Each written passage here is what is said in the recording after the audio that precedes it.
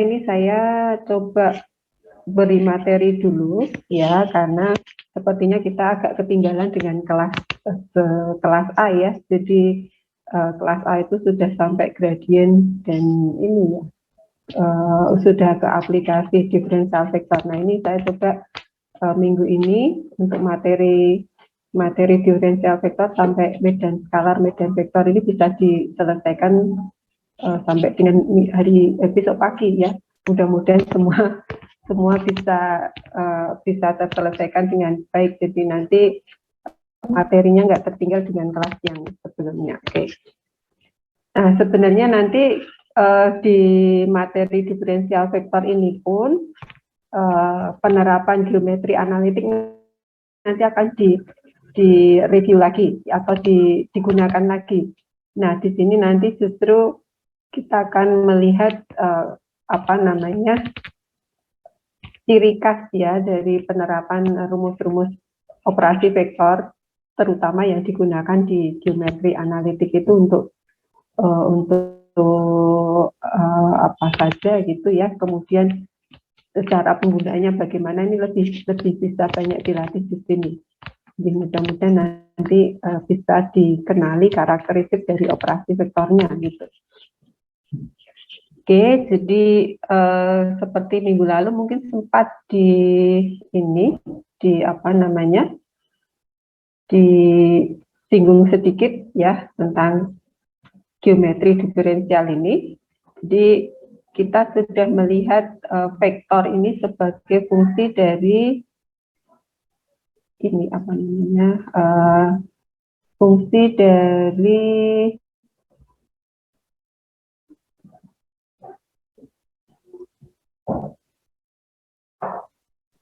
kok nggak bisa?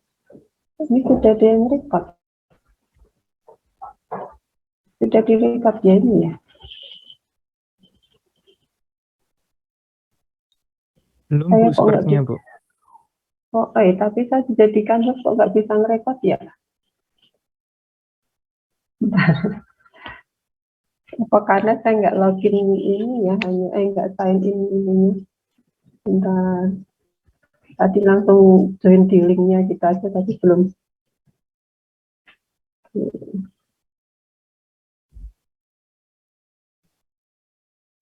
Saya nggak bisa munculkan record di komputer. Mudah-mudahan nanti di ininya. Kok malah keklik. Tapi ini sudah itu recording post gitu. Otomatis ini.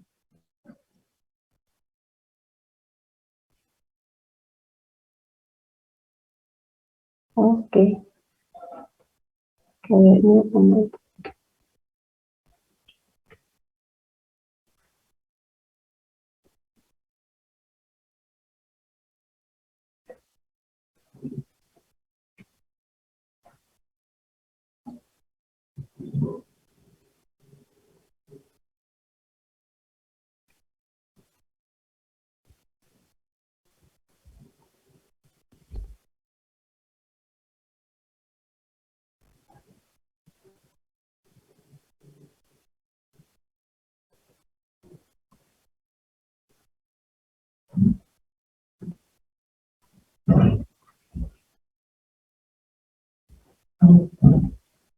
Kayaknya sudah direkod ya, jadi tidak ada perintah untuk ini lagi record lagi gitu. Oke, yes. Ini kita lanjutkan aja ya materinya ya. Jadi nanti kalau untuk presensi nanti saya ambil dari partisipan di sini ya, karena kebetulan ini kan mengganti jadwal kuliahnya, mengganti ini kalau menggunakan QR juga tidak tersetting ya untuk ini jadwal penggantinya gini. Tapi nanti presensinya saya inputkan gitu. Oke, kita lanjutkan ya.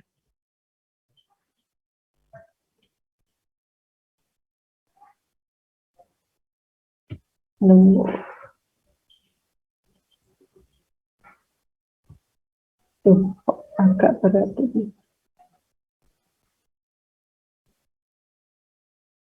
Ternyata untuk geser ininya enggak.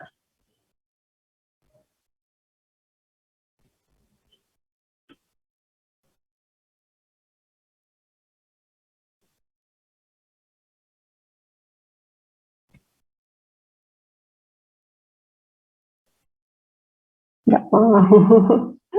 Enggak mau pindah ininya.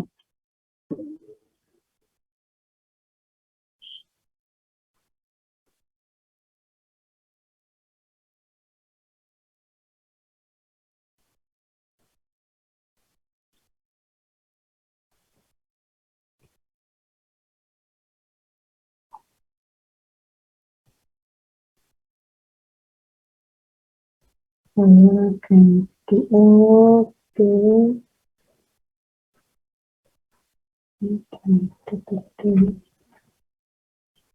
Hmm.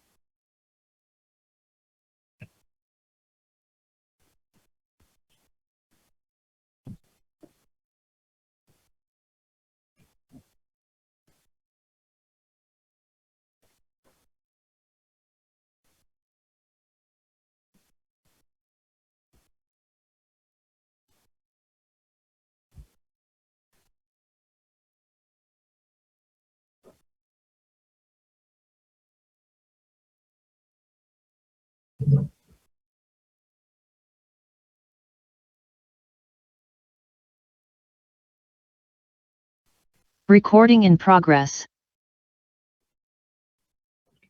Oke. Membiasakan lagi. Ya. Oke, sudah tampak ini PPT-nya? Halo? Sudah, Bu. Sudah, Bu. Oke.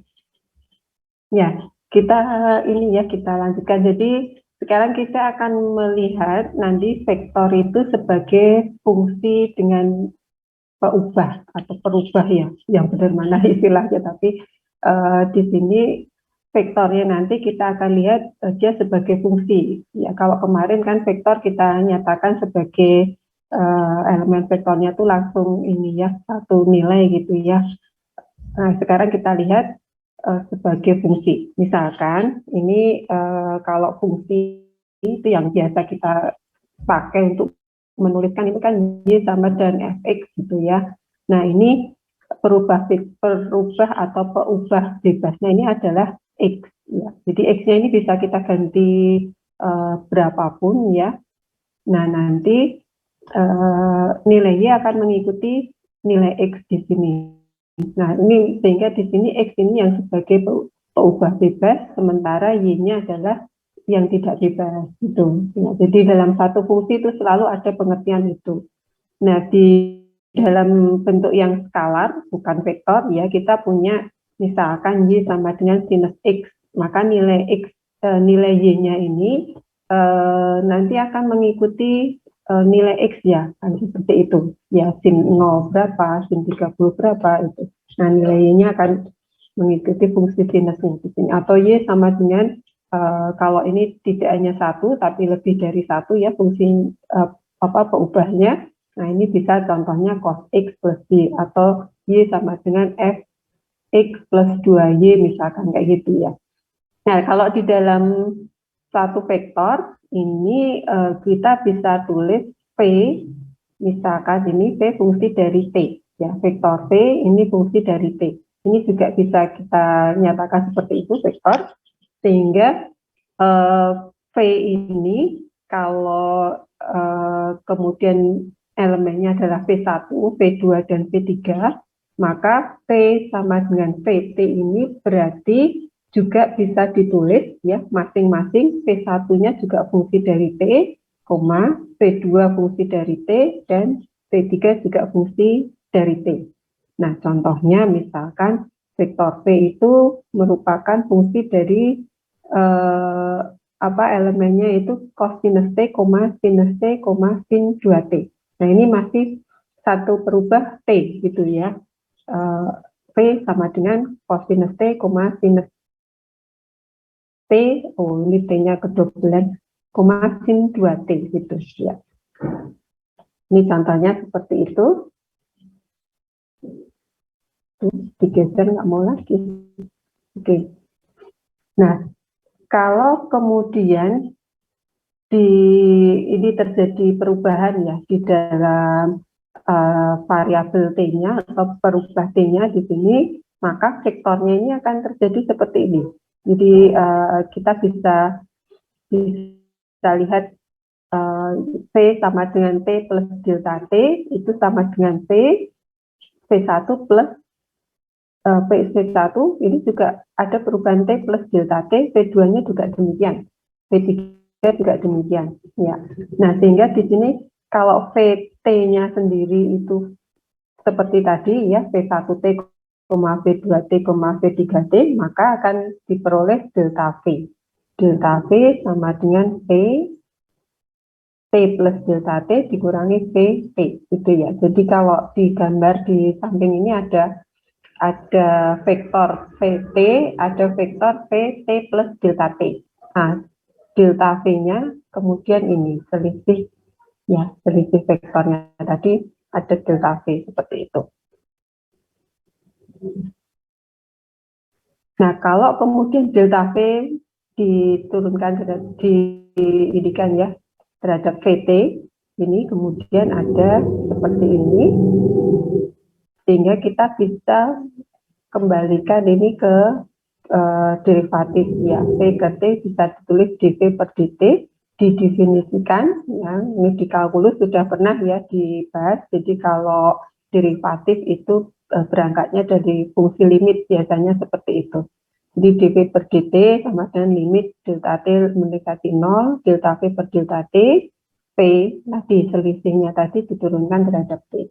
Jadi V ini vektornya, T ini perubahnya gitu ya. Jadi kemudian kalau ada perubahan dari T sebesar delta T, maka kita bisa mencari dV per dt-nya seperti ini. Nah, ini konsep derivatif fungsinya yang seperti ini bisa kita tulis dV, ini vektor ya, dV per dt sama dengan V aksen T, turunan pertama atau derivatif pertama, atau bisa ditulis dVt per dt. Nah, kalau ini kemudian didiferensialkan lagi, ini penulisannya menjadi seperti ini. Nah, ini pembedanya hanya di V-nya ini kemudian ada tanda vektor gitu ya. Kalau untuk apa namanya, untuk proses penurunannya ya sama ya, dari turunan pertama ke turunan kedua gitu sama. Ini bedanya kita gunakan ini sekarang di dalam vektor.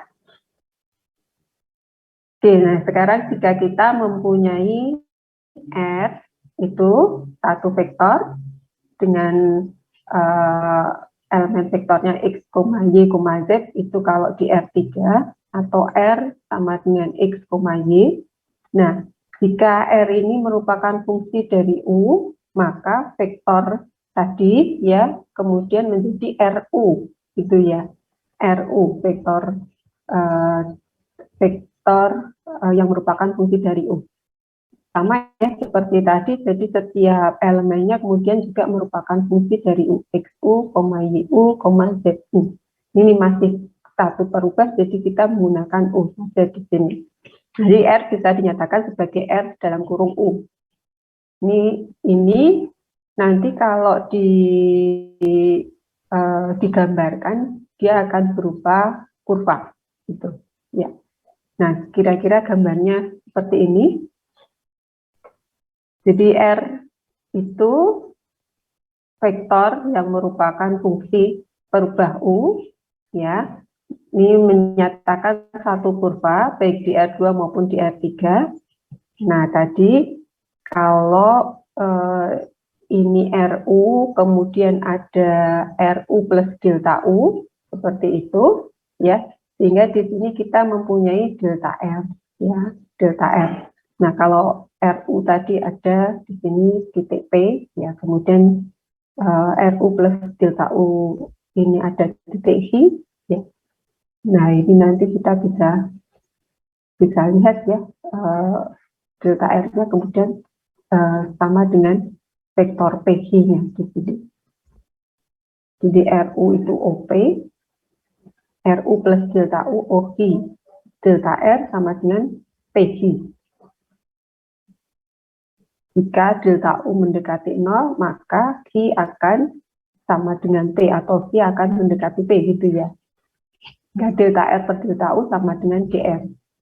Nah, ini yang kemudian kita tulis. Nah, ini Anda perhatikan simbolisasi untuk derivatif seperti ini ya. Ini menggunakan tanda aksen atau tanda koma 1 di sini. Ini DR per DU. Nah, ternyata DR per DU di dalam kurva ini apa ya? Itu merupakan vektor singgung. Jadi kalau ada vektor RU, ya kita bisa mencari DR per DU itu sebagai vektor singgung dari kurva ini. Kurva yang dibentuk ini ya, itu di titik P. Nah, ini vektor singgungnya, ini pas di kurva ini ada vektor singgungnya ya, yang gambarnya garis hijau itu, DR per DU. Nah, jika perubahnya adalah panjang busur kurva itu sendiri, ya, tadi RU itu berupa kurva, jadi perubahnya itu panjang kurva, dinyatakan dengan S, ya. R itu menjadi fungsi dari S, maka R aksen S atau DR per DS atau dinyatakan dengan T itu disebut vektor singgung satuan. Jadi vektor singgung satuan kalau DR per DU atau R aksen tadi itu vektor singgung ya sepanjang DR DU ini ya. Tapi kalau vektor singgung satuan berarti vektor singgung yang magnitudnya adalah sama dengan 1. Nah, jadi kita punya dua pengertian di sini, vektor singgung sendiri pada kurva yang melalui titik P ini atau di titik P ya. Kemudian vektor singgung satuan ini jika kemudian perubahnya kita ganti dengan panjang busur kurva S itu. Nah, DR per DS itu sama dengan T, ini sama dengan vektor singgung satuannya.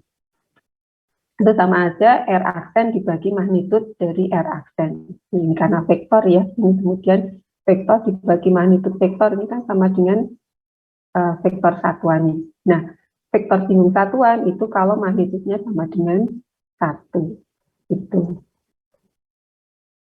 Itu ya. Jadi ini kita ketemu dua pengertian, vektor singgung dan vektor singgung satuan. Nah, ini kalau diterapkan misalkan yang paling mudah ya, kita biasanya menggunakan persamaan gerak ya. Persamaan gerak into R sama dengan RT. T-nya adalah waktu ya. Seperti itu. T-nya merupakan variabel waktu atau perubah waktu gitu. Sehingga kalau RT ini merupakan persamaan gerak, R aksen T itu akan sama dengan V atau vektor kecepatan gitu ya. Kemudian kalau R double aksen itu F aksen T atau percepatan. Jadi persamaan gerak atau nanti jarak seperti itu diturunkan terhadap T ya, itu menjadi vektor kecepatan turunan pertamanya. Kalau turunan keduanya menjadi vektor percepatan. Seperti itu. Nah, vektor kecepatan akan menyinggung kurva lintasan. Itu tadi ya, dr per dt tadi ada vektor singgungnya ya di situ ya, di satu titik tadi ya. Seperti itu. Jadi ini akan menyinggung kurva lintasan. Nah, ini ada contoh masih di R2 ya. R sama dengan 4 cos pi 4 sin pi. R fungsi dari pi gitu ya. Kurvanya apa? Ini bisa dicek ya nanti vektor apa ini ya. Nah, kalau seperti ini, R vektor letak, kita bisa tuliskan X, Y sama dengan XI plus YJ. Nah, X-nya apa? Ya, X-nya berarti 4 cos phi, Y-nya 4 sin phi. Nah, kalau kita bentuk ini ya, persamaan X kuadrat plus Y kuadrat, ketemunya adalah sama dengan 16. Nah, ini ternyata ini adalah persamaan lingkaran. Ya, persamaan lingkaran ya. Bagaimana kalau untuk R 4 sin phi, 4 cos phi? X kuadrat plus Y kuadratnya sama enggak? Sama ya? Sama ya? Seperti itu ya. Nih. Jadi ini contoh persamaan gerak yang bentuknya lingkaran, gitu ya. Bentuknya lingkaran R sama dengan 4 cos phi ditambah, 4 cos phi, 4 sin phi. Nah, ini lingkaran dengan jari-jari berapa? Persamaan ini.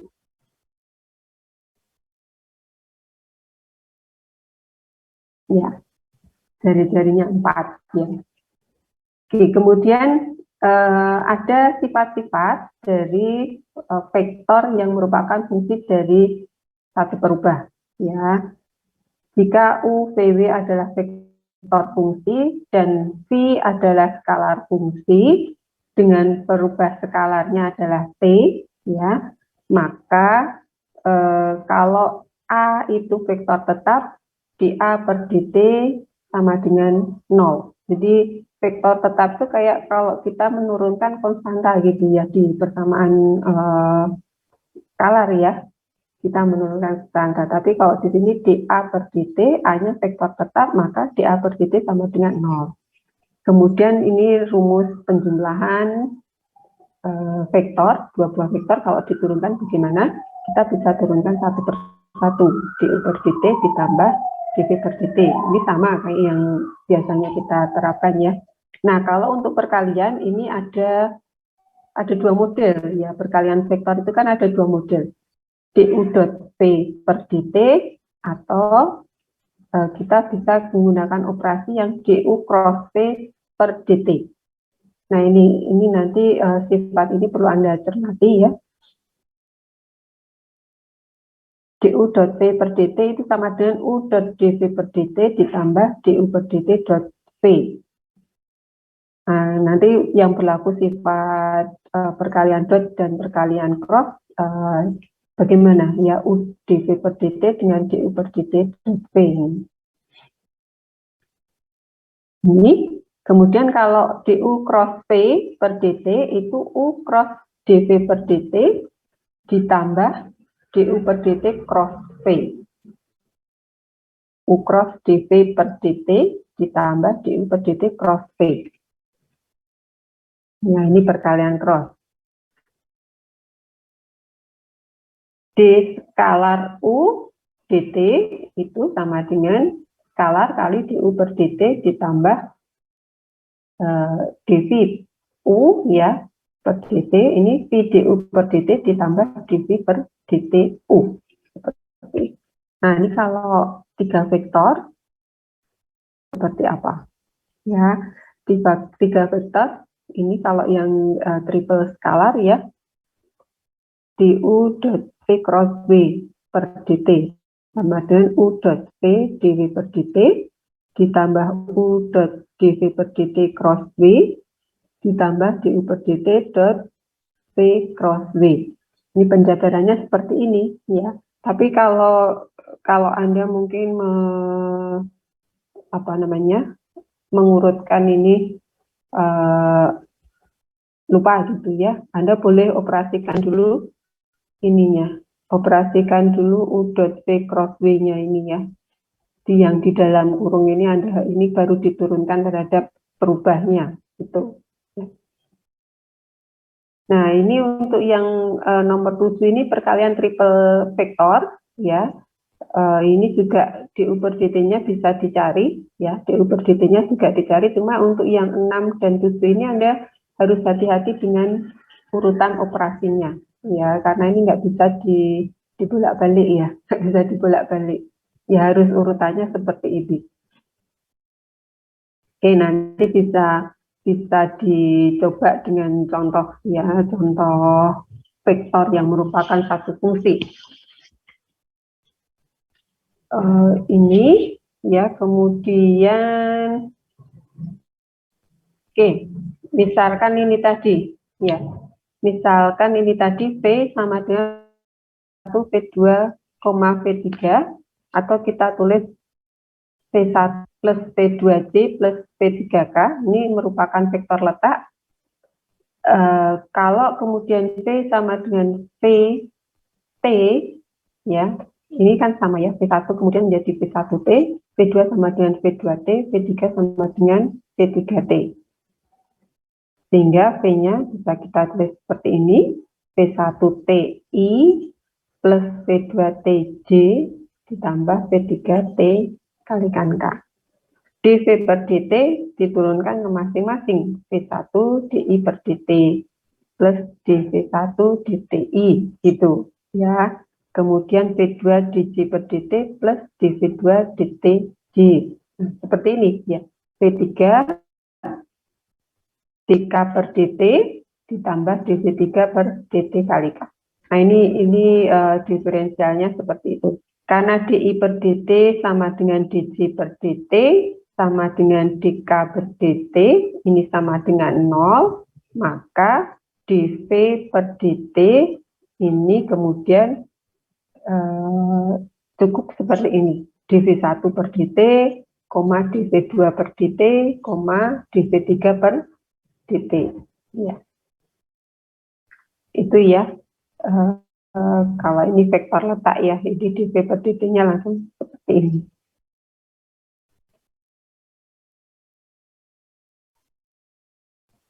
Nah, ini Anda bisa coba. Ini tadi kalau yang oke, nomor 1 ini sudah ada jawabannya ya. Nomor 1 sudah ada jawabannya. Ya, itu pengertian diferensial vektor sebenarnya cukup seperti itu ya. Jadi kita melihat vektor kemudian menjadi vektor ini merupakan fungsi dari satu berubah. Ini baru satu ya. Kita lihat tadi baru satu fungsi, misalkan T variabelnya ya, atau U gitu ya. Nah, ini soal dan latihannya bisa kira-kira seperti ini ya. P sama dengan 2, T², 1 per T, hingga VT itu isinya ya, V1 adalah 2, P2 sama dengan T², P3 sama dengan 1 per T. dV per dt langsung bisa dicari, masing-masing kita turunkan terhadap berubah T, gitu ya, masing-masing nilai vektor tadi. Ini kalau yang 2, D2 per dt, ya, itu sama dengan 0, gitu ya, turunannya ya, D2 per dt itu sama dengan 0. Kalau T² diturunkan terhadap T sama dengan 2T. Seperti sama dengan seper T². Nah, ini diingat lagi proses derivatif ya. Ini vektor P-nya, kemudian dicari dV per dt-nya menjadi seperti ini.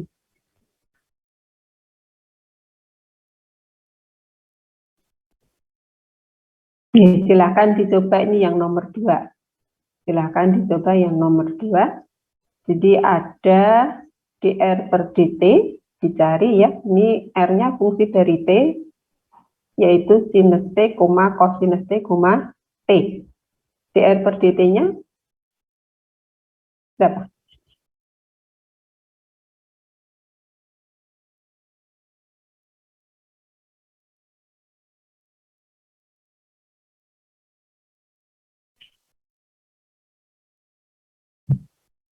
Nggak mungkin.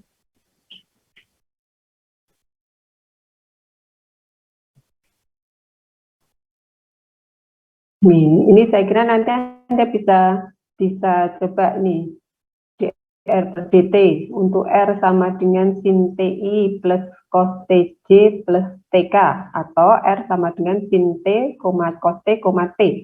dr per dt menjadi apa?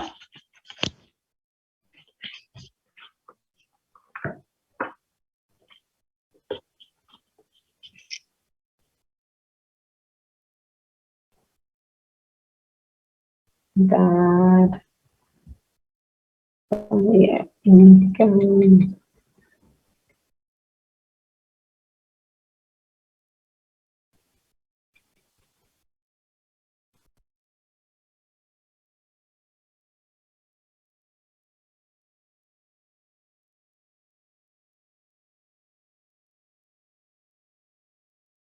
Ada yang tahu?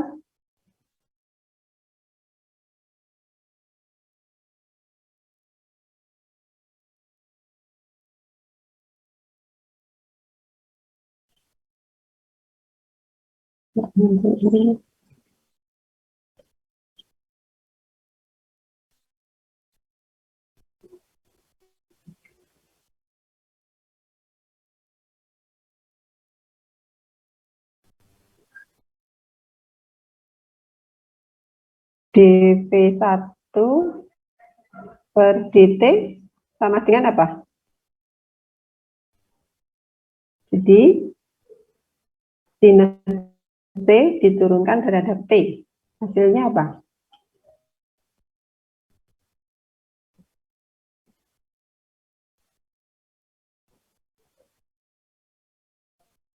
Halo? D sin T diturunkan terhadap T atau D sin T per dt gitu. Apa? Turunan sinus? D cos T bukan, Bu? D sin T diturunkan terhadap T, hasilnya adalah cosinus T, gitu ya. Cosinus T, ya, turunan sinus adalah cosinus. Jadi yang V1, dV1 per dt itu sama dengan cosinus. Oke, kemudian kalau cosinus T di cosinus gitu ya.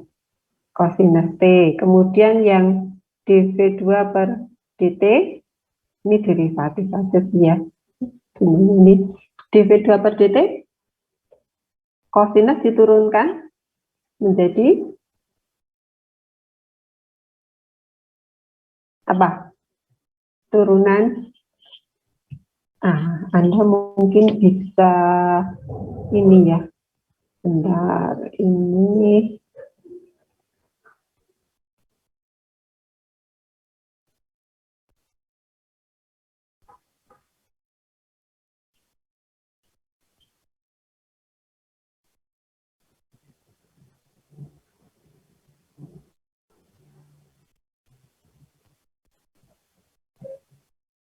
Anda bisa ingat lagi rumus-rumus derivatif ya. Rumus-rumus derivatif ini ada bukunya Kaum itu yang berisi ringkasan ini ya, rumus dan tabel ini Anda bisa lihat. Sebentar saya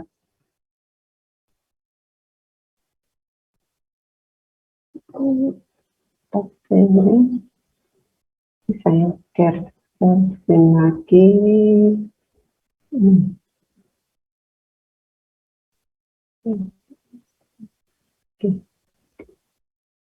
Nah ini ya, ini namanya bukunya Kaum ini, Mathematical Handbook and Formulas of Formulas and Tables ya. Ini isinya rangkuman ya, rangkuman seperti ini, rangkuman diferensial ya, diferensial atau derivatif. Di sini bisa, ini Anda bisa cek lagi ya, persamaan derivatif. Ini tapi ini bukan vektor ya, ini masih yang di fungsi skalar ya, d per dxt itu sama dengan 0, atau d per dxtx itu sama dengan c, dan seterusnya, d per dxt x pangkat n gitu ya. Ini seterusnya. Di sini juga ada oke, ini untuk fungsi trigonometrik. Nah ya, diingat lagi ini saya kira di kalkulus sudah ya, Anda di SMA juga sudah sering menggunakan ini. Jadi d per dx sin u itu sama dengan cos u du per dx ya. Apa artinya? D sin x dx itu artinya adalah turunannya x gitu ya. Kemudian kalau d per dx cos u turunannya minus sin U, itu du per dx. Dan seterusnya, ini kalau arc sin, arc cos ya, fungsi inversnya ini. Seperti itu. Kotangan, sekan, kosekan ya.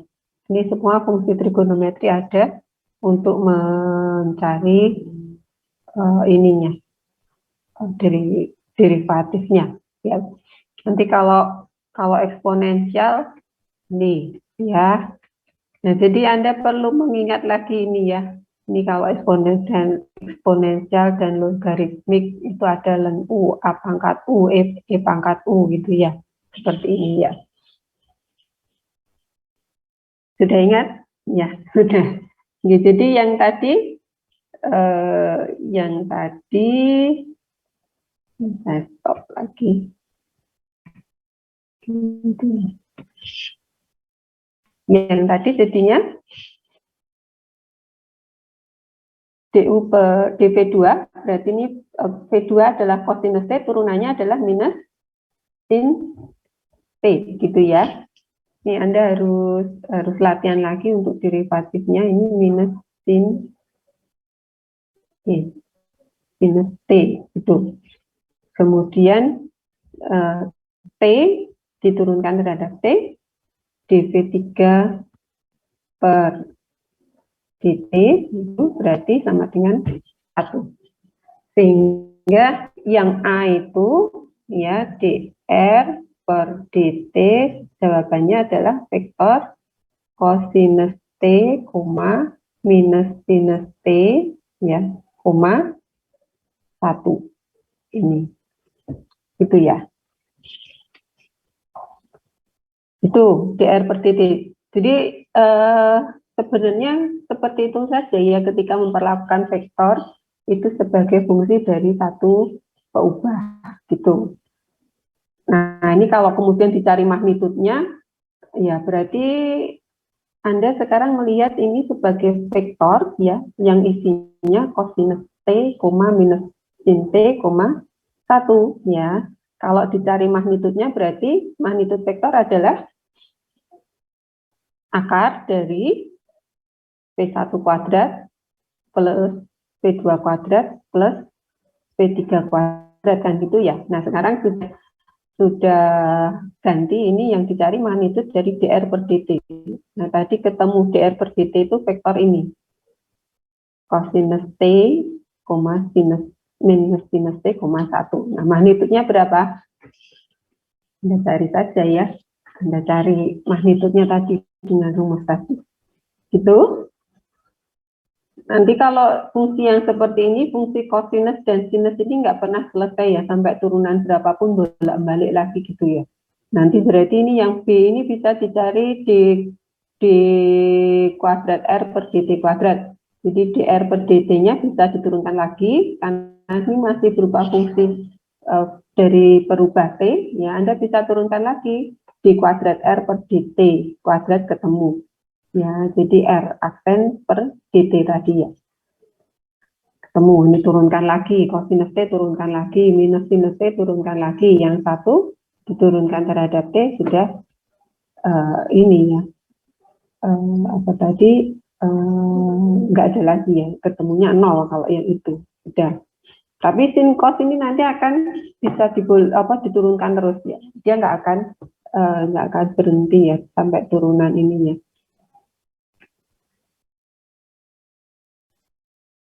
Nah, yang bisa dipelajari tadi dari contoh yang aplikasinya tadi ya, kalau vektor merupakan fungsi dari perubah itu dia merupakan persamaan gerak ya, satu titik sepanjang kurva.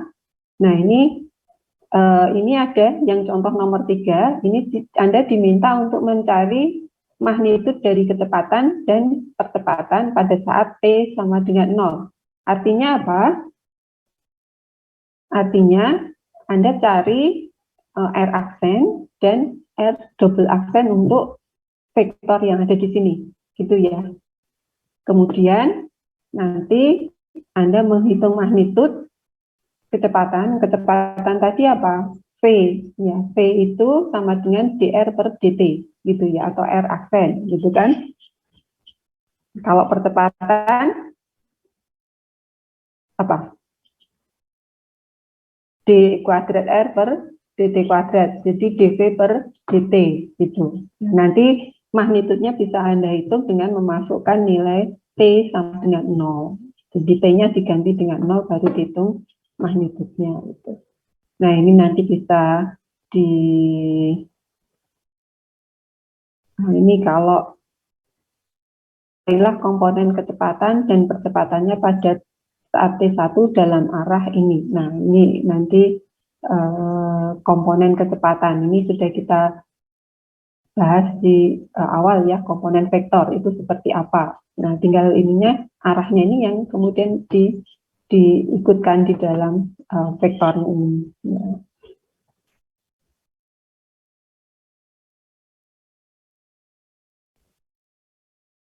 Dicoba ya, dicoba nanti untuk latihannya.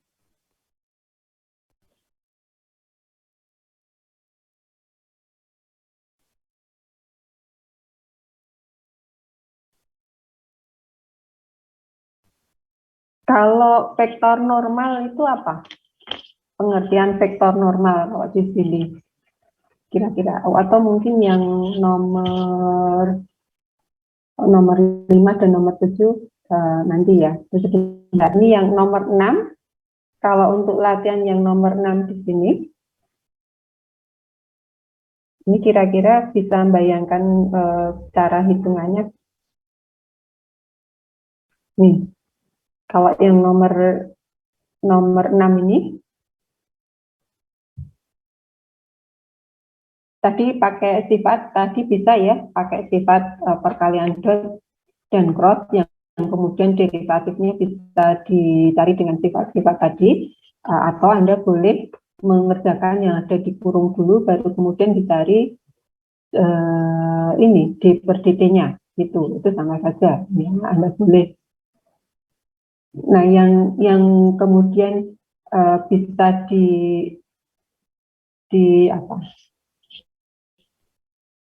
diperhatikan di sini, ini untuk persamaan yang nomor 5 dan nomor 7. Jadi dengan pengertian tadi ada vektor singgung, ya, kemudian ada garis singgung. Nah, gitu ya. Jadi kalau tadi Anda punya pemahaman di awal, tadi ada vektor singgung, ya. Vektor singgung di dalam R tadi itu artinya apa? dr per du ya, atau dr per dt. Nah, kalau di sini pakai v ya berarti dr per dv gitu ya. Itu vektor singgungnya. Kalau kemudian diminta mencari persamaan garis singgung, artinya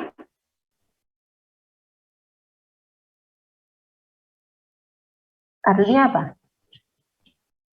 Kembali ke konsep geometri analitik, Anda mencari garis singgung tadi, berarti garis singgung dengan vektor singgung ini apa? Vektor yang saling apa? Saling sejajar atau saling tegak lurus? Tegak lurus, Bu. Kalau vektor singgung dengan garis singgung,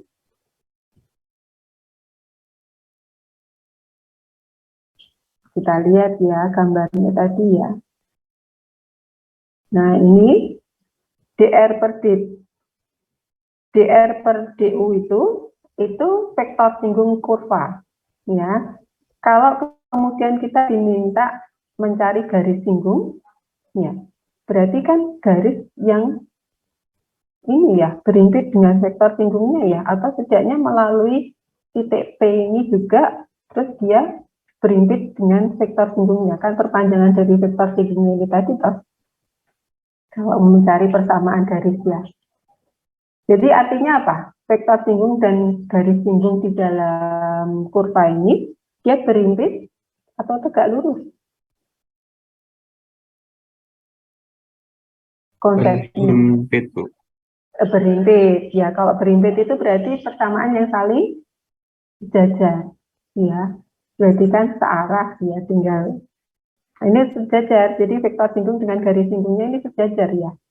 Nah, jadi dipakai konsep yang seperti itu. Nah, ini mungkin yang belum Anda kenal adalah vektor normal. Jadi kalau vektor normal itu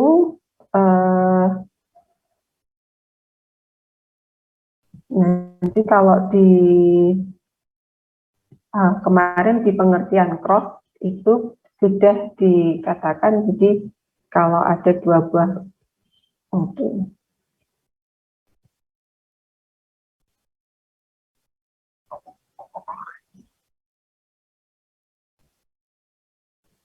Nah, ini tadi kan ada, kalau yang nomor 7 ini tadi kita menentukan persamaan garis singgung dan garis normal di titik Pi sama dengan Pi per 3. Ya, jadi garis singgung itu berarti akan spring width dengan vektor singgungnya.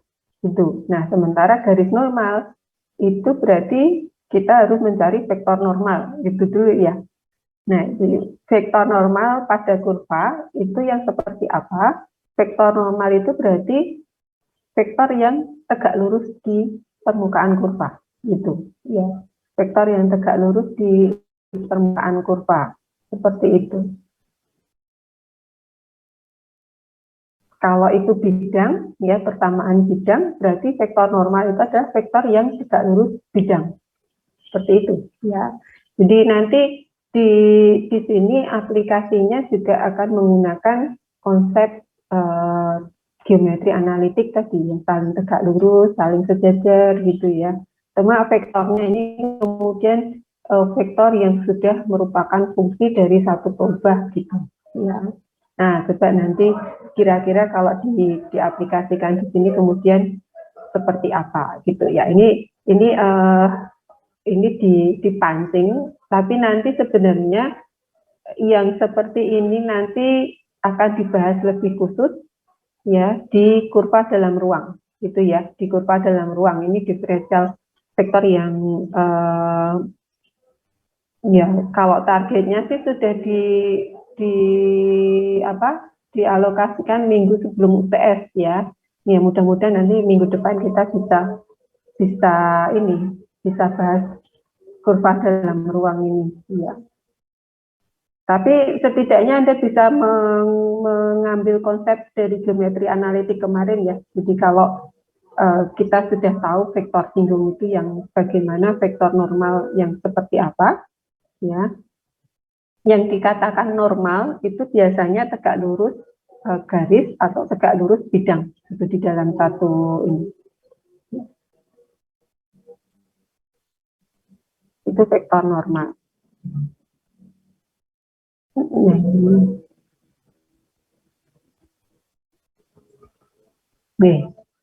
Nanti silahkan dicoba dengan konsep itu hitungannya. Nah, ini kalau berikutnya atau mungkin sebelum sampai di sini ada pertanyaan dulu, monggo silahkan.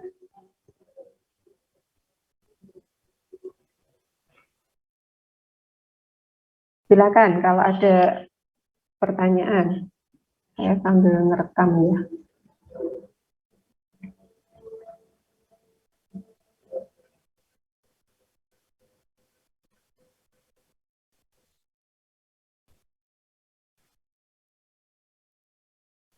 Jadi pengertian diferensial vektor tadi, vektor singgung sudah dijelaskan ya di awal ya.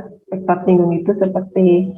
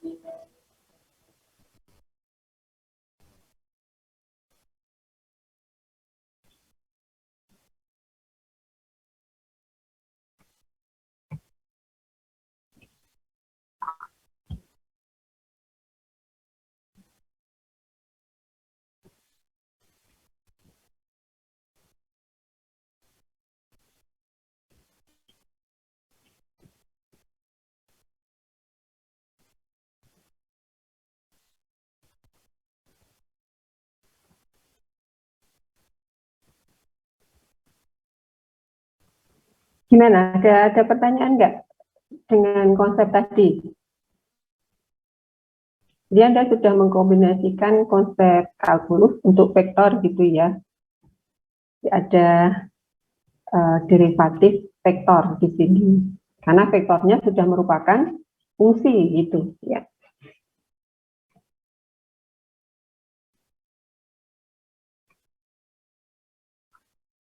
Ini tadi masih satu perubah ya, atau peubah, peangel ya. Kalau bilang peubah itu di ininya pengucapannya susah ya kalau pengucapan, tapi nggak tahu di bahasa bakunya yang dicek.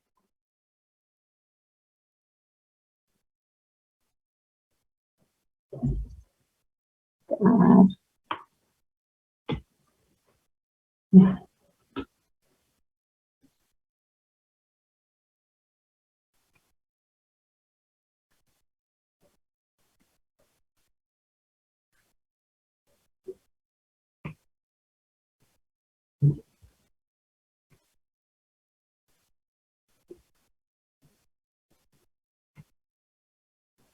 Ya, ini jadi latihan berikutnya ya. Nanti Anda selesaikan. Oke. Tadi ada 7 soal. Ya. Oke, sekarang kita lanjutkan dulu konsepnya.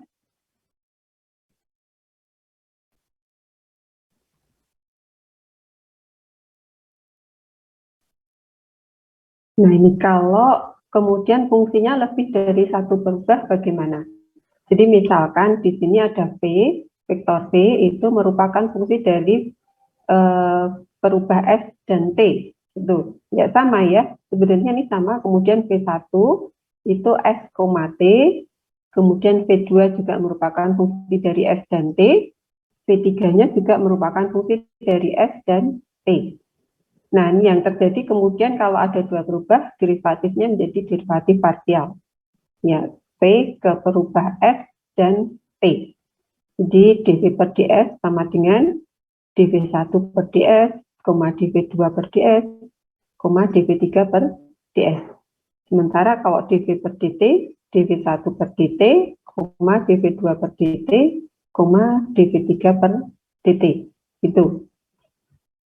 Nah, orde yang lebih tinggi disesuaikan dengan cara yang sama. Ya, sama ya. Kemudian jika vektor letak R merupakan fungsi dua perubah, R sama dengan RS, T, maka ke tempat kedudukan titik-titiknya berupa luasan dalam ruang. Nah, ini nanti yang menjadi dasar pembahasan luasan. Jadi nanti derivatif atau diferensial vektor ini selanjutnya nanti ada pembahasan khusus kurva dalam ruang, yaitu kalau hanya satu perubah, kemudian luasan, yaitu jika ada dua perubah. Nah, luasan ini nanti yang akan kita bahas sampai ketemu besaran Gauss, itu yang menjadi dasar di persamaan-persamaan di proyeksi peta nantinya, seperti itu. Ini sudah.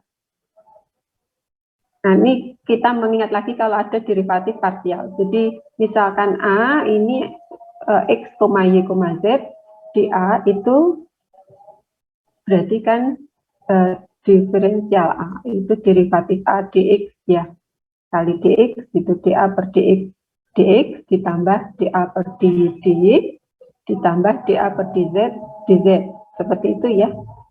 Nah, kalau diturunkan ini masih mengandung satu variabel, kita bisa lakukan turunan kedua atau derivatif parsial yang kedua, d per dx kuadrat ya, dari dA per dx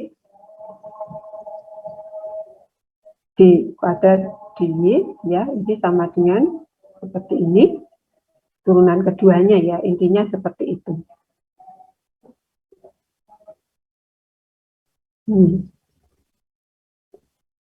Nah, ini kalau lebih dari satu berubah, kemudian ada derivatif parsial seperti ini, dA per dx dx ditambah dA per dy dy ditambah dA per dz dz, itu. Nah, contohnya persamaannya mungkin ini lebih kompleks ya persamaannya.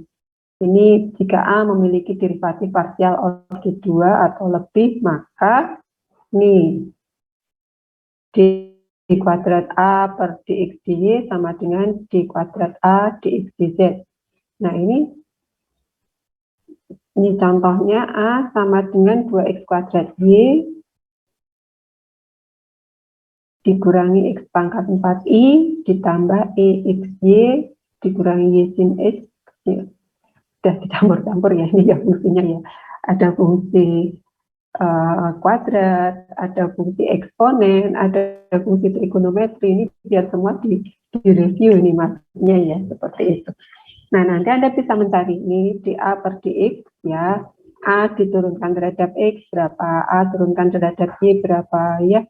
Turunan kedua A terhadap X, turunan kedua A terhadap Y gitu ya. Ini ada X dan Y ya perubahnya. Kemudian ini turunan kedua A tapi terhadap X dan Y. Ini gimana ini?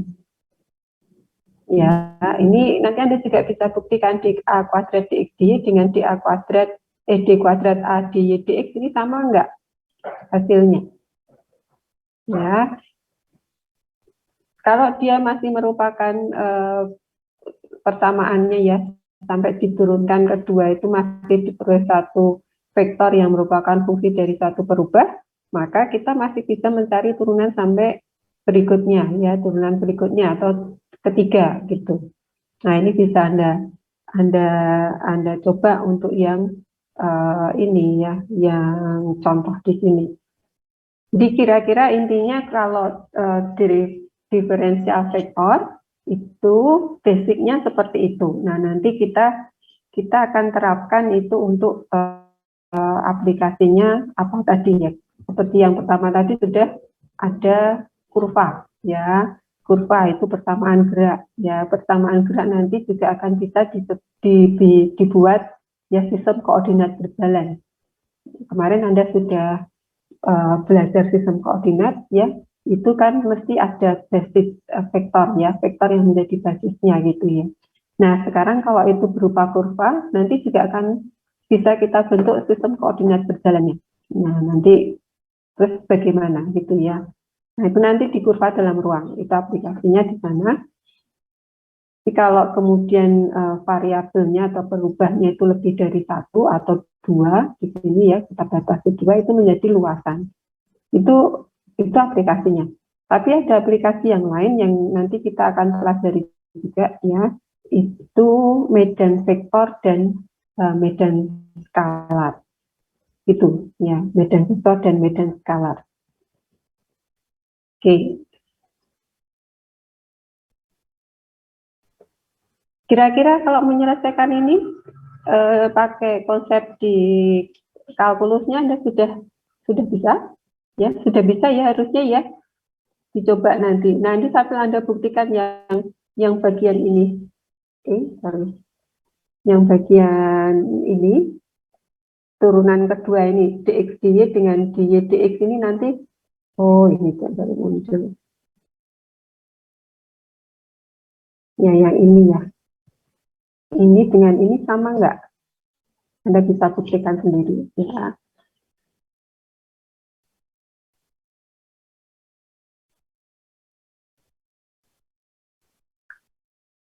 Urutannya harus sesuai atau bisa dibalik gitu ya. Ini. Tapi kalau yang ini kan dA per dx jelas, berarti ini diturunkan terhadap x gitu ya. Terus dA per dy diturunkan terhadap y gitu kan. dA per sudah ya. Oke. Mungkin kita bisa coba satu. dA per dx berapa? Ini kalau vektor A-nya seperti itu, kita cari dA per dx.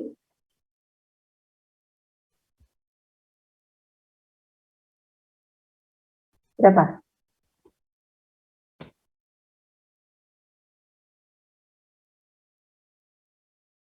Ya. dA diturunkan terhadap x. Ini perubahannya berarti x dan y. Ada yang tahu?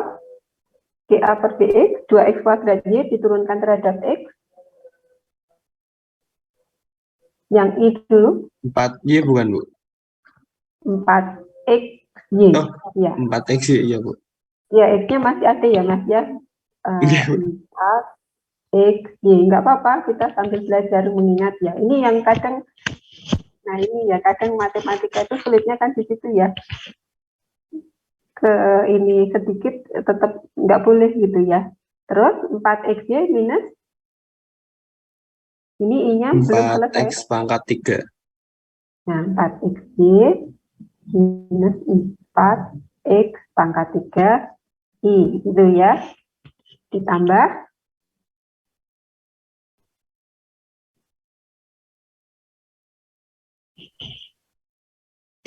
Pangkat Y. gimana kalau eksponen? Eksponen Y. Pangkat. Yang lain? Tadi kita cari contekannya, tadi kita lihat ya. Bentar. Masih ada. Saya tadi harusnya ini ya biar nggak buka tutup. Oke.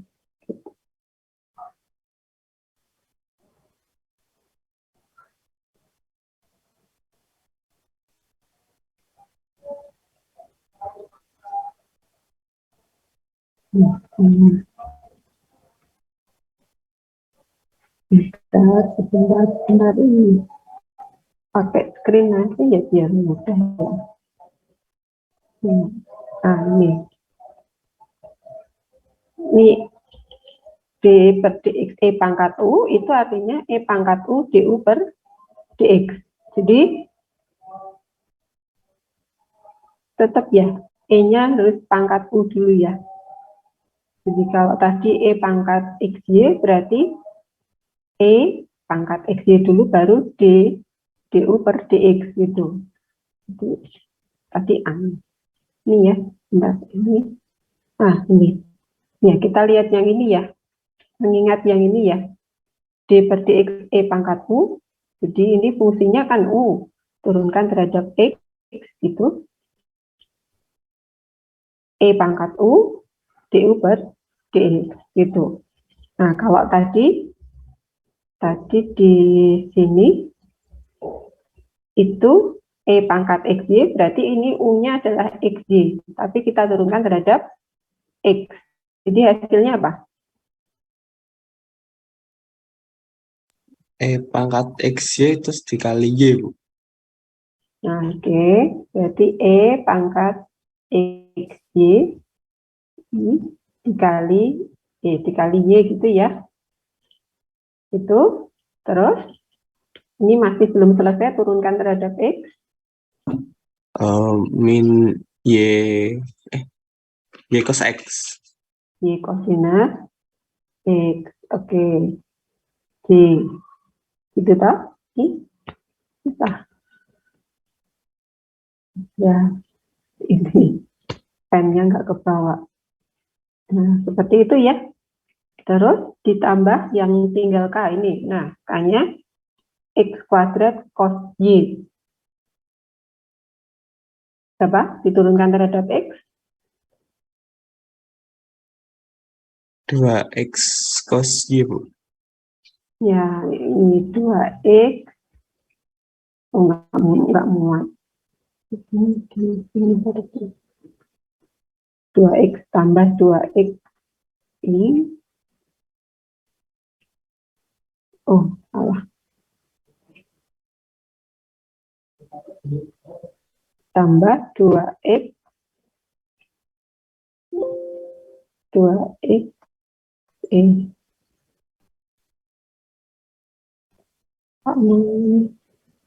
balik lagi. Salah mentionnya kalau sudah ini ya. 2X habis 2X enggak mau. Yaudah, itu nanti kita ada tulis sendiri 2X cos Y. Ini terlalu di bawah 2. 2X cos Y. Ini K. Ini ya. Ini turunan terhadap X. Ya. Ini vektor ya dengan elemen vektornya untuk I seperti itu, untuk J seperti itu, dan untuk K seperti itu. Biasanya gini, I, J, K. Nah, nanti untuk yang variabel Y Anda juga bisa cari ya. Jadi ini kemudian diturunkan dengan perubahannya Y. Itu ya. Nah, nanti yang DA-nya nanti berarti kan penjumlahannya ini ya. DA per dx ditambah DA per dy ya, seperti itu. Konsep untuk dua berubah. Ya, nanti silahkan Anda lanjutkan ini. Ini salah satu contohnya seperti itu, tapi nanti tetap karena ini dua variabel, berarti nanti masing-masing akan ada ya turunan terhadap variabel X, turunan terhadap variabel Y, turunan kedua terhadap variabel X, dan seterusnya. Nah, ini kalau keduanya diturunkan terus seperti apa?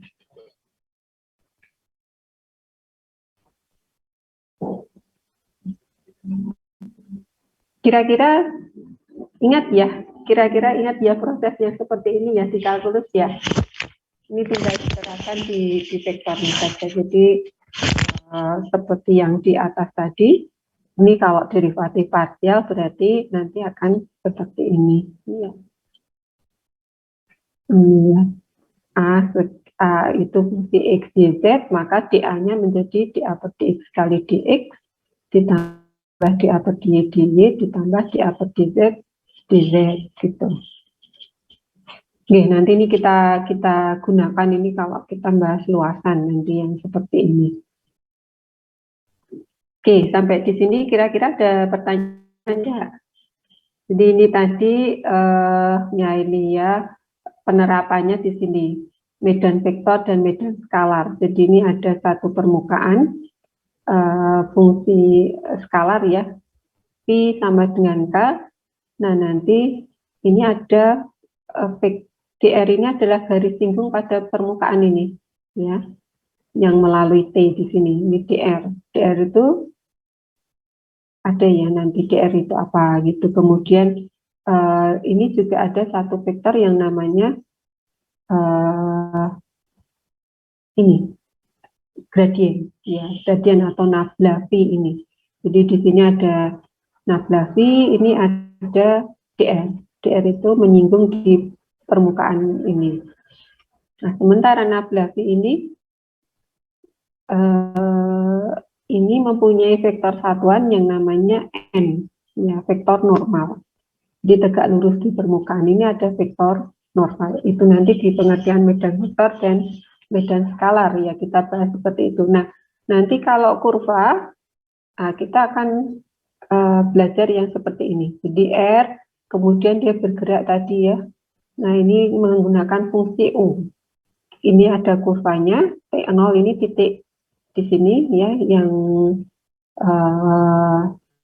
dilalui ya di salah satu di kurva di sini ya. Misalkan saja ada T0. Nah, R.U ini sebenarnya ini tadi DU tadi ya. Kita di kurva ini sudah menggunakan simbol dot ya. Karena lagi aksen, karena nanti aksen akan dipakai untuk turunan terhadap ini busur ya, busur, panjang busur tadi. Ini sudah. Nah, ini kalau di kurva seperti itu. Nah, ini kalau luasan nanti bisa ada P1, ada P2. Nah, ini nanti ketika di variabel mu-nya yang konstan, dia membentuk garis-garis parameter yang di sini. Ya, jadi ada dua garis parameter ketika mu konstan atau ketika V-nya yang konstan. Ini seperti itu. Di dua variabel. Contohnya ini bentuknya ini luasan. Kalau yang satu variabel ini bentuknya kurva. Oke, kita nanti diusahakan ini sampai yang kurva ya. Cuma mungkin nggak tuntas, tapi nanti kurva ini irisan sebelum dan setelah UTS ya. Nanti kita cocokkan dengan materi yang di kelas sebelah. Kalau pengalaman yang tahun lalu, kurva ini meskipun sudah disampaikan di apa namanya sebelum UTS, tapi ujiannya dipakai untuk setelah UTS ya, dipakai yang di UAS gitu. Nah nanti kita lihat lagi ya. Kalau tuntas di sebelum UTS ya berarti materinya sampai kurva gitu ya, tapi kalau enggak ya itu nanti disimpan untuk materi ujian setelah UTS. Kira-kira itu. Jadi konsep ini diingat kembali untuk konsep derivatif ya, derivatif dan diferensialnya baik untuk satu perubah maupun lebih dari satu. Nah, di vektor itu kita penerapannya ya seperti ini tadi, kita punya S, kalau elemennya X, Y, Z itu merupakan fungsi dari U, maka masing-masing tadi X itu ya kemudian juga merupakan fungsi U, Y-nya fungsi U, Z-nya juga fungsi U. Gitu. Jadi berlaku seperti itu. Silahkan kalau ada pertanyaan.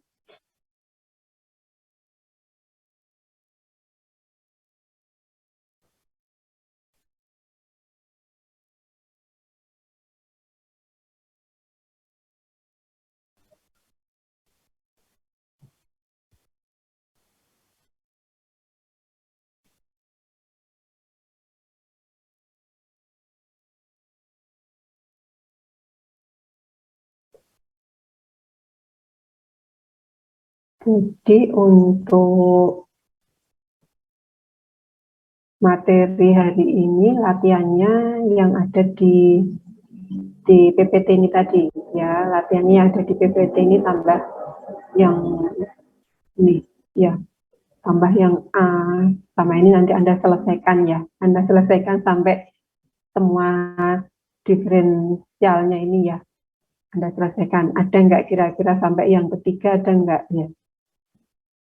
Kira-kira ada nggak? Ini kalau yang kedua tadi 4Y ya diturunkan terhadap X D kuadrat A per DX ini berarti menjadi 4Y 12X kuadrat, masih ada X-nya ya, berarti yang ketiga ada ya.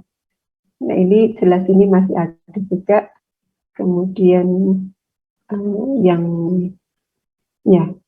elemen K mungkin sudah nggak ada untuk yang X pangkat 3-nya. Di derivatif 3-nya sudah nggak ada ini untuk X-nya.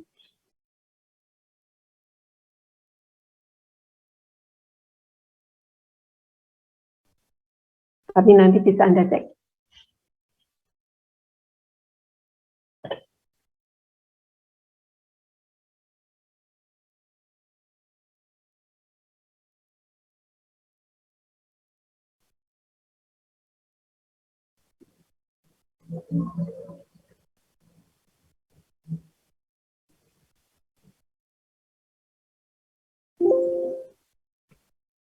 Ini saya tunjukkan sedikit yang medan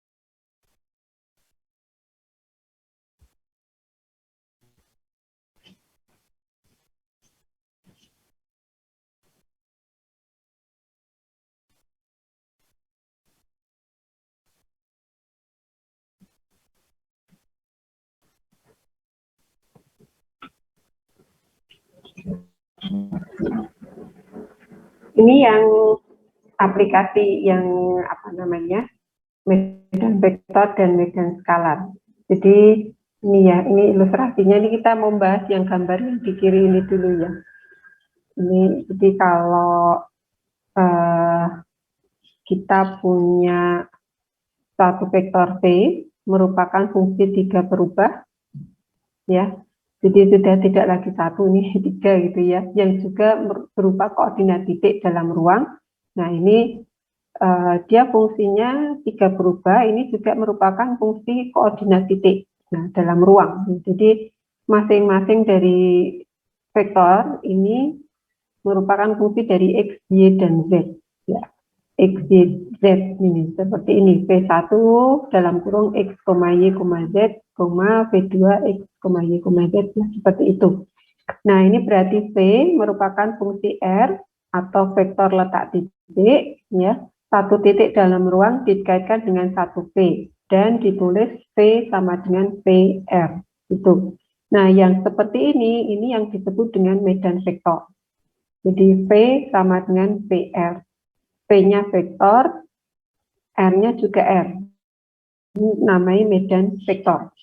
Contoh medan vektor antara lain, ini penggunaan di medan magnet, medan gaya potensial, ya, medan kecepatan arus, gitu. Nah, itu medan vektor.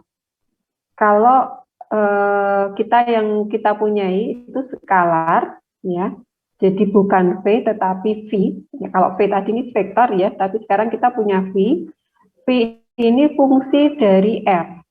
Ya. V fungsi R. Jadi V sama dengan X, Y, Z. Seperti itu. Jadi ini setiap titik ruang terkait dengan skalar V. Nah, ruangnya disebut medan skalar. Gitu. Ya, jadi bedanya di situ. Jadi kalau medan vektor ini V dalam kurung R, R-nya juga vektor ya, ini V-nya juga vektor. Jadi di sini karena V itu vektor, berarti ini V1 itu X, Y, Z ini vektor ya. V2 X, Y, Z, X, Y, Z seperti ini. Tapi kalau ini skalar, V-nya skalar, V ini R vektor. Jadi langsung skalar kali skalar, kemudian ini ya, dari fungsi vektor ya, V langsung diindikan dengan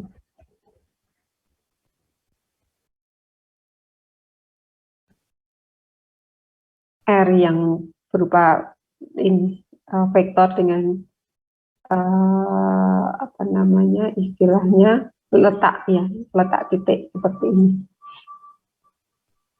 Itu perbedaan medan vektor dan medan skalar. Tadi kalau medan vektor, medan magnet, medan gaya potensial, medan kecepatan arus. Nah, kalau medan skalar ini medan suhu, ya, tekanan, potensial. Gaya potensial dengan potensial beda ya. Kalau gaya itu yang vektor, tapi kalau potensial saja itu yang skalar.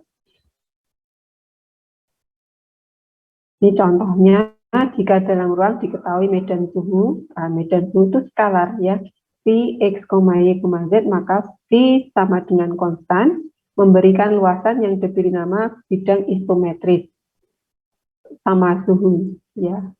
Kemudian jika V sama dengan tekanan, V sama dengan konstan, ini bidang isobaris. Kalau V sama dengan potensial, maka ini menjadi bidang ekuipotensial gitu ya. Untuk V sama dengan K itu menjadi bidang ekuipotensial. Nah, bidang ekuipotensial ini kita pakai untuk menentukan geoid ya di tempat kita ya. Kalau bidang ekuipotensial kita pakai untuk menentukan geoid. Itu model fisik ya, model fisik bumi. Nanti ada bidang ekuipotensial. Jadi jangan kaget nanti kalau di sana juga kemudian ada ini ya, rumus-rumus di fisik itu nanti ketemu kayak gini lagi. Nah, ini ada pengertian gradien ya. Gradien itu apa? Nah, ini kita bahas dulu medan skalar ya. Medan skalar I sama dengan X, Y, Z. Jadi I ini pada saat I konstan, ini kita akan punya dr, kemudian ada namanya nabla V ya. Nah, diferensial total V itu tadi ya, lebih dari satu berubah, kita kan bisa cari dV, berarti dV per dx kali dx ditambah dV per dy kali dy ditambah dV per dz kali dz. Nah, dV-nya apa? Ini persamaan ini kemudian kita rubah ke bentuk perkalian operasi ini ya, perkalian vektor ya. Jadi dx dy dz di belakang ini, kemudian dv per dx, dv per dy, dv per dz, ini bisa kita tulis itu ya. Ini tapi dengan perkalian berupa perkalian dot. Hasilnya dv adalah skalar atau vektor kalau seperti ini.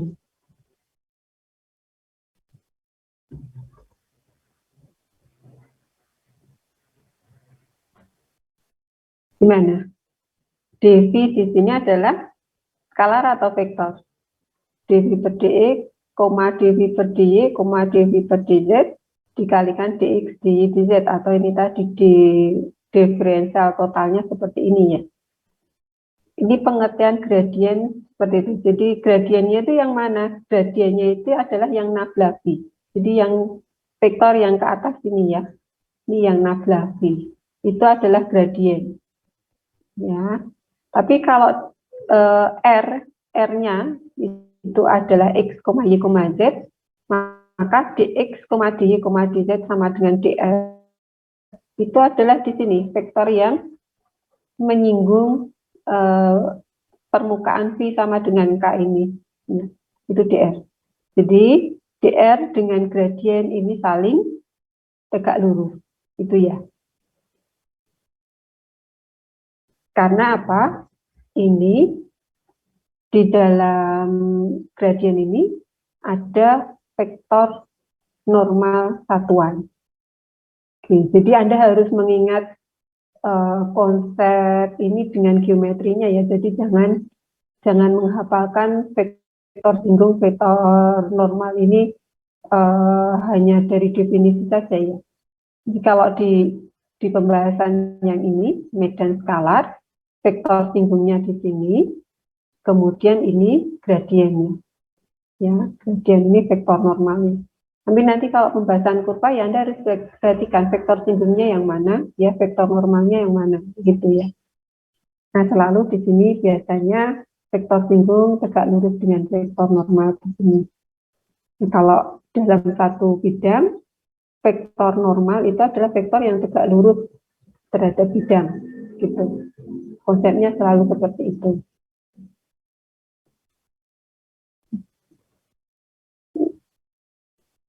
Nah, kita punya dr, itu dx, dy, dz tadi, sementara kita juga punya nablavi. Nablavi ini operator, ya, jadi dv per dx, dv per dy, dv per dz. Ini kita sebut sebagai gradien, atau gradien V, ya, atau grad V, atau dibaca nablavi.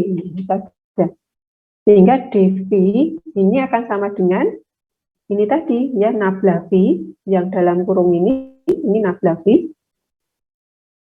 Jadi yang ini nablavi, ini segitiganya kebalik ya, nablavi, kemudian ini dr, perkaliannya dengan dot.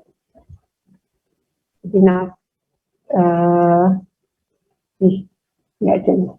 dv itu nanti akan diperoleh diferensial totalnya itu dari gradien dikalikan dr, gitu ya.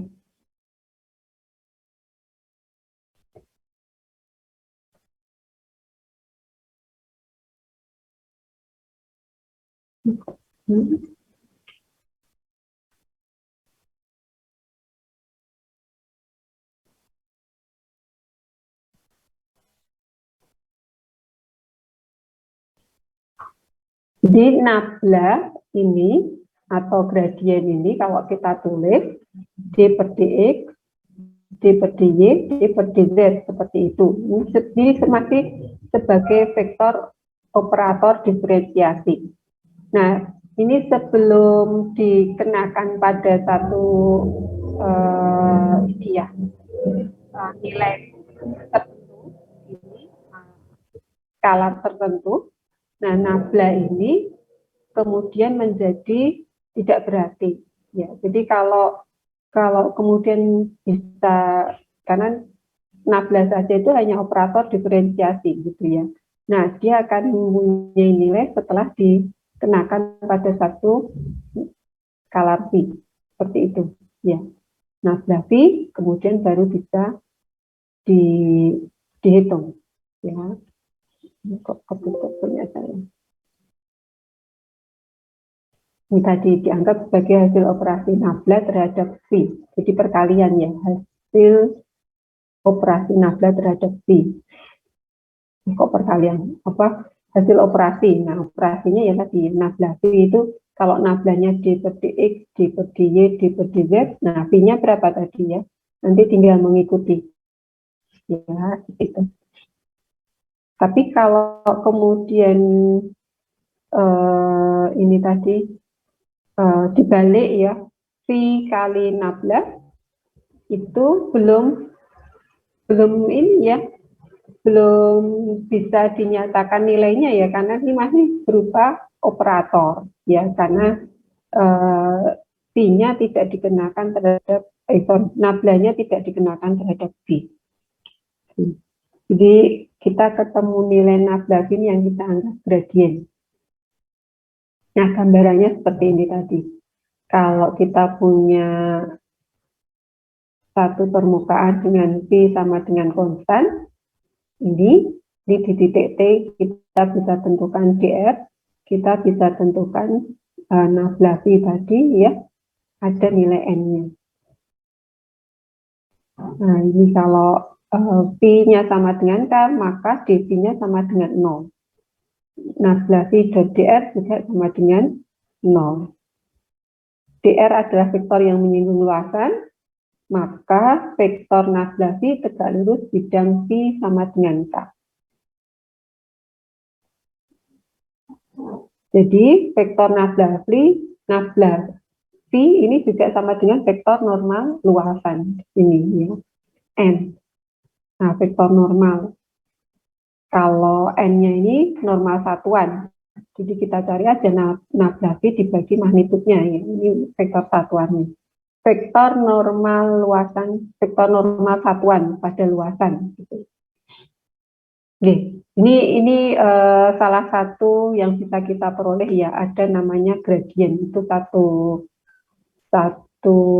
ini apa nilai yang kita peroleh di medan skala tadi ya, seperti ini.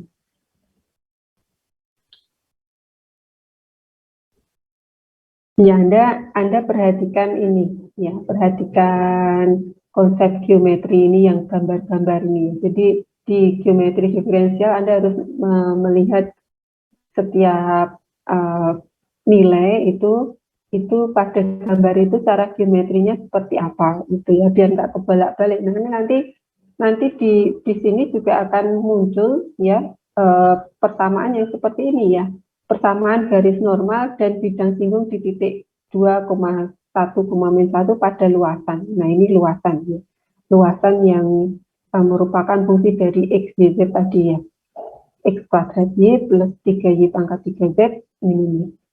Nah, jadi Vx yz-nya itu adalah 2x kuadrat y plus 3y pangkat 3z minus xz kuadrat minus 3.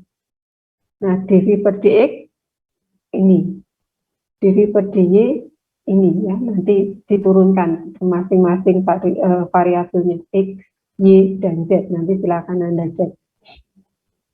Nah, nanti konsep ini dengan yang tadi dibahas di kurva tadi agak beda untuk pengertian garis normal dan bidang singgung ya, seperti itu ya. Jadi ini kalau garis normal di sini garis yang mana?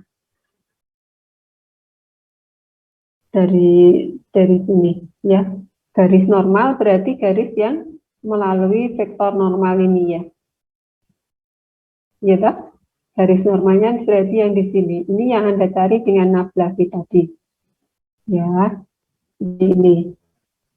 Nah, dv per dx ya, dv per dy, dv per dz ini. Sehingga kalau nabla V di titik T itu kemudian Anda masukkan ya yang sudah dicari ini dv per dx ini untuk nilai x-nya berapa, y-nya berapa, z-nya berapa. Itu dimasukkan di sini. Di titik T, T-nya sudah ada ya 211 sehingga nabla V ini berapa ya 4xy minus z 4 kali 2 kali 1 8 dikurangi z kuadrat dikurangi 1 ya 8 kurangi 1 sama dengan 7. Nah seperti itu ya, nanti dicari nabla V-nya berapa di titik T, ketemu ini, itu artinya apa? Nabla V di titik T 7, minus 1,7. Nah, persamaan garis normal dan bidang singgung di titik ini. Kalau persamaan garis normal berarti apa? Garis yang sejajar dengan vektor normalnya kan gitu ya. Nih, ya.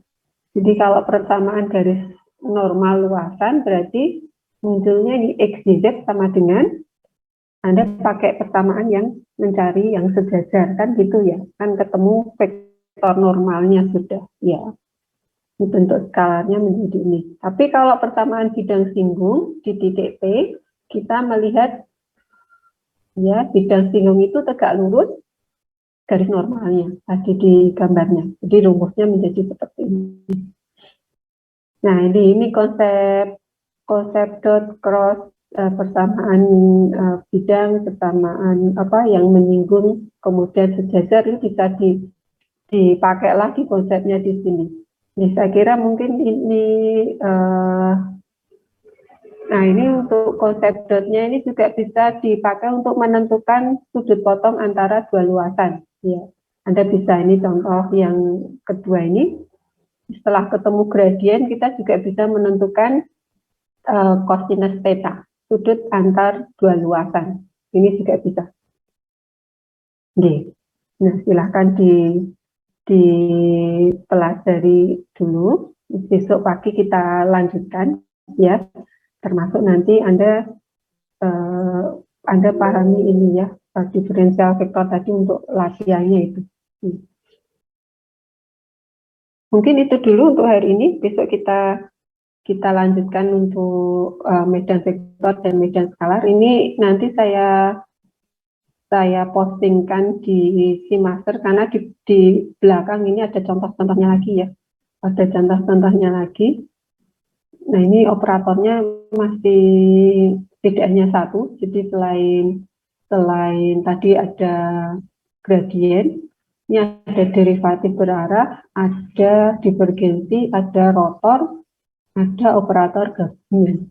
Ini terkait dengan medan skalar dan medan vektor. Nah ini latihannya sudah banyak sekali. Jadi kalau sudah sambil Anda pelajari dulu ya, sementara konsep geometri diferensialnya, geometri analitiknya sambil diperhatikan ya untuk masing-masing pembahasan ini ya. Kira-kira itu, monggo kalau ada pertanyaan bisa disampaikan. Ini di bukunya Sekaum ada ya, nanti yang diferensial vektor. Dia nggak nyebut sendiri medan vektor apa, medan skalar apa, tapi di bagian diferensial vektor itu ada definisi nih, medan vektor dan medan skalar. Nah, contoh-contohnya nanti ada muncul di sana sudah.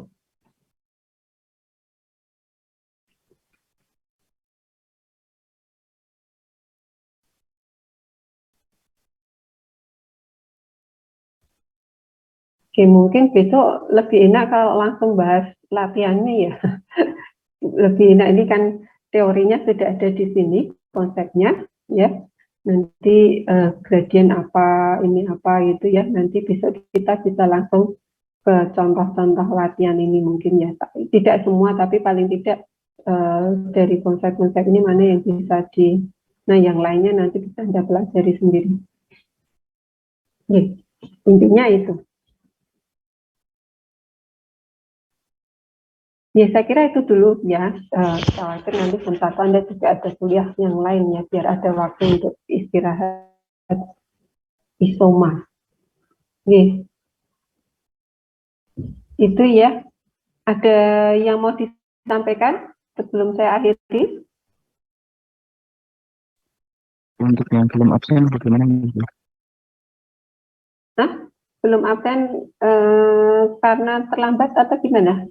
Tadi sudah Iya, terlambat Bu. terlambat. Oke, bentar. Ini saya